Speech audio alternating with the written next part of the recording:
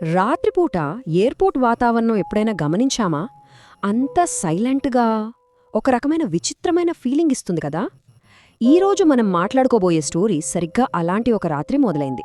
Hyderabad international ఎయిర్పోర్ట్లో ఒక మామూలు జర్నీ ఎప్పటికీ ముగియని ఒక భయంకరమైన పీడకలగా ఎలా మారిందో ఇప్పుడు డీటెయిల్డ్గా విశ్లేషిద్దాం. రవి అనే ఒక ఐటీ ఎంప్లాయీ లైఫ్లో జరిగిన ఈ ఇన్సిడెంట్ వింటే నిజంగానే గూస్ బంప్స్ వస్తాయి. టైం కరెక్ట్గా రాత్రి 2 గంటలు. ఎవ్వరూ లేని ఒక పెద్ద ఎయిర్పోర్ట్ టెర్మినల్లో మనం ఒక్కరమే ఉన్నామనుకోండి, జస్ట్ ఊహించుకుంటేనే ఒక రకమైన భయం వేస్తుంది కదా. ఫ్లైట్స్ అన్నీ తగ్గిపోయి లైట్లు వెలుగుతున్నా సరే అక్కడేదో తెలియని ఒక డెడ్ సైలెన్స్ ఉంటుంది. ఎగ్జాక్ట్గా అదే సిచ్యువేషన్లో ఉన్నాడు మన రవి. బెంగళూరు వెళ్లడానికి ఫ్లైట్ 307కి టికెట్ బుక్ చేసుకుని తన గేట్ దగ్గర వెయిట్ చేస్తూ కూర్చున్నాడు. అలా కూర్చున్న రవికి సడన్గా ఎయిర్పోర్ట్ స్క్రీన్ మీద ఫ్లైట్ 307 డిలేడ్ అనే స్టేటస్ కనిపించింది. అయితే ఫ్లైట్స్ లేట్ అవటం అనేది కామన్ విషయమే కదా అని రవి కూడా పెద్దగా పట్టించుకోలేదు. జస్ట్ ఒక చిన్న బ్రేక్ అనుకున్నాడు. కానీ ఒక అరగంట గడిచినా సరే ఆ స్టేటస్ మారలేదు. సరిగ్గా అక్కడే అసలు కథ మొదలైంది. ఈ డిలే గురించి ఆలోచిస్తున్న రవి దగ్గరికి సడన్గా ఒక ఓల్డ్ ఎయిర్పోర్ట్ స్టాఫ్ మెంబర్ వచ్చాడు. అతను వేసుకున్న యూనిఫామ్ చూస్తే చాలా పాతకాలం నాటిదిలా ఉంది. అతను రవి దగ్గరకొచ్చి ఫేస్లో ఎలాంటి ఎక్స్ప్రెషన్ లేకుండా చాలా సీరియస్గా ఆ ఫ్లైట్ చాలా ఏళ్ల క్రితమే రద్దయిపోయింది అని చెప్పాడు. రవికి మొదట ఇది ఎవరో కావాలని చేస్తున్న ప్రాంక్ లాగా అనిపించింది. కానీ ఆ స్టాఫ్ మెంబర్ కళ్లలో కనీసం చిన్న నవ్వు కూడా లేదు. అదొక డెడ్ సీరియస్ వార్నింగ్ లాగా అనిపించింది. ఆ మనిషి అలా ఎందుకన్నాడా అని రవి కన్ఫ్యూజన్లో ఉండగానే ఒక్కసారిగా సీన్ మారిపోయింది. స్క్రీన్ మీద సడన్గా ఫ్లైట్ 307 బోర్డింగ్ నౌ అని ఫ్లాష్ అయింది. రవికి మైండ్ బ్లాక్ అయింది. కానీ అంతకంటే షాకింగ్ విషయం ఏంటంటే, అప్పటి వరకు అక్కడ కూర్చున్న మిగతా ప్యాసింజర్స్ అంతా సడన్గా లేచి రోబోట్స్ లాగా ఎవరితోనూ మాట్లాడకుండా, కనీసం పక్క వాళ్ల వంక కూడా చూడకుండా గేటు వైపు నడవడం మొదలుపెట్టారు. ఆ బోర్డింగ్ ప్రాసెస్ ఎలా ఉందంటే, ఒక రకమైన ట్రాన్స్లో ఉన్నట్టు, ఎవ్వరికీ ఎలాంటి ఫీలింగ్స్ లేనట్టుగా నడుస్తున్నారు. రవి కూడా అయోమయంలో వాళ్ల వెనకే నడుచుకుంటూ ఆ విమానంలోకి ఎక్కాడు. లోపల చూస్తే అది కనీసం దశాబ్దాల క్రితం వాడిన పాతకాలం నాటి ఎయిర్ క్రాఫ్ట్లా ఉంది. ఏసీ లేకుండానే వాతావరణం విపరీతమైన చలిగా ఉంది. ఇక వాళ్లను రిసీవ్ చేసుకున్న ఎయిర్ హోస్టెస్ ముఖమైతే పూర్తిగా పాలిపోయి కళ్లలో ఎలాంటి ప్రాణం లేనట్టుగా ఉంది. ఆ వాతావరణం మొత్తంలో ఏదో తెలియని భయంకరమైన ఉత్కంఠ నెలకొంది. జనరల్గా మనం ఫ్లైట్ ఎక్కినప్పుడు ఆ ఇంజిన్ స్టార్ట్ అయ్యే హమ్మింగ్ సౌండ్, ఒక చిన్న వైబ్రేషన్, ఇవన్నీ కామన్గా ఫీల్ అవుతాం. కానీ ఈ ఫ్లైట్ 307లో పరిస్థితి కంప్లీట్గా డిఫరెంట్.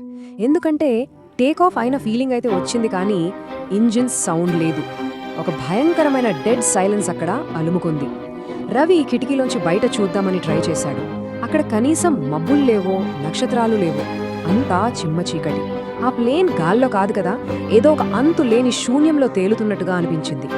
ఈ అసాధారణమైన సిచ్యువేషన్ని అర్థం చేసుకోవటానికి రవి ట్రై చేస్తుండగానే సడన్గా అతని వెనక నుంచి ఒక చిన్న పిల్లాడి నవ్వు వినిపించింది. ఏంటా అని వెనక్కి తిరిగి చూస్తే ఒక బాబు కళ్లల్లోకి చూస్తూ నవ్వుతూ, ఏంటన్నయ్యా, నీకింకా అర్థం కాలేదా? ఈ ఫ్లైట్ ఎప్పుడూ ఎక్కడా ల్యాండ్ అవ్వదు అన్నాడు. ఆ ఒక్క మాటతో రవికి గుండె ఆగినంత పనైంది.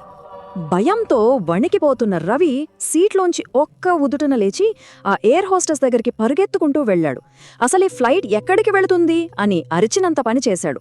అప్పుడు ఆమె చాలా నెమ్మదిగా, ఏమాత్రం తొనకకుండా తల తిప్పి, మీరు ఇప్పటికే అక్కడికి చేరుకున్నారు అని ఒక డెడ్ వాయిస్తో చెప్పింది. అప్పుడే రవికి ఒక క్లారిటీ వచ్చింది. తను ఉన్నది ఇప్పుడు మన మామూలు ప్రాపంచిక లోకంలో కాదని. ఆన్సర్ విన్న వెంటనే రవి మైండ్ బ్లాంక్ అయింది.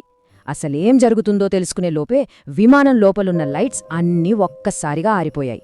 పిన్ డ్రాప్ సైలెన్స్, చిమ్మ చీకటి. కరెక్టుగా కొన్ని సెకండ్ల తర్వాత ఒక ఎర్రటి ఎమర్జెన్సీ లైట్ క్యాబిన్ అంతా వెలిగింది. ఆ భయంకరమైన ఎరుపు కాంతిలో చుట్టూ ఉన్న ప్రయాణికులను చూసిన రవికి రక్తం గడ్డకట్టుకుపోయింది. వాళ్ళందరి కళ్ళు ఖాళీగా ఉన్నాయి. ముఖాల నిండా తీవ్రమైన గాయాలు, రక్తం కారిపోతున్న భయానక దృశ్యాలు కళ్ల ముందు కనిపించాయి. ఈ దెయ్యాల రూపాలను చూసి రవి గట్టిగా అరుస్తున్న టైంలో ప్లేన్ ఇంటకాం నుంచి ఒక భారీ వాయిస్ ప్లే అయింది. అదేంటంటే, ఫ్లైట్ 307 1998లో కుప్పకూలింది. అందులో ఎవ్వరూ ప్రాణాలతో మిగలలేదు.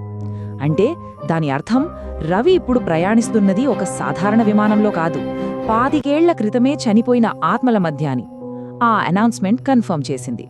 బతకాలి అన్న ఆశతో రవి వెంటనే డోర్ వైపు పరిగెత్తాడు. కాని షాకింగ్ ఏంటంటే తను వెళ్లేసరికి ఆ డోర్ మాయమైపోయి ఒక పెద్ద సాలిడ్ గోడలా మారిపోయింది. పోనీ కనీసం తన సీట్ దగ్గరికైనా వెళ్దామని చూస్తే అతను కూర్చున్న సీట్ నంబర్ 13 కాస్త కళ్ల ముందే 0గా మారిపోయింది.